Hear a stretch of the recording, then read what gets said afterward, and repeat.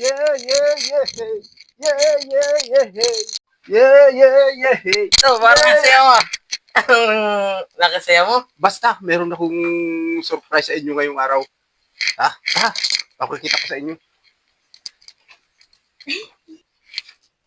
Uy, Bah, uy, sana all. parang ang dami niya dito ah. Ang galing yan. Uy, sana all. Ito ay sinahod ko sa pag-vlog. Ay, ang tagal ko na nagagawa ng video na vlog. At dahil sumahod ako sa pag-vlog, ito ay bibigyan ko kayo ng, ito sa iyo, James, 500. Wow naman! 500. Wow! At para sa iyo, Wow naman! 500. At Wow! kay Marie, 500. Wow!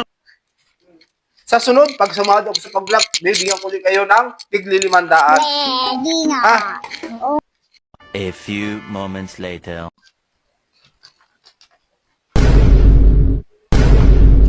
Ay, nagkulang ang aking pera. Tindahan ay wala. Sino kayang kumuha ng 10,000 pa naman yun? Ay, yari ka, Tito. bakit?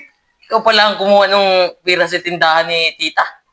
Yung sayo may kita mo sa pag-vlog ay hindi naman pala. Huwag kang maingay. At atin na lang yun. Tita, si Tito ba ay nahuli po ay nagabilang-bilang ng korta kanina. Pinagbibigyan pa nga ni po kami ng tili 500. Baka nga kinuha ni Tiyo mo yun. At yun ay gayabang nga naman sa, sa YouTube niya.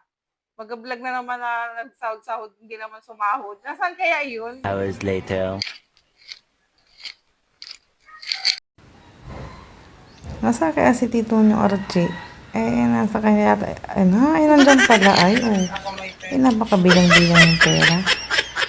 Yung pamilya namin ngayon.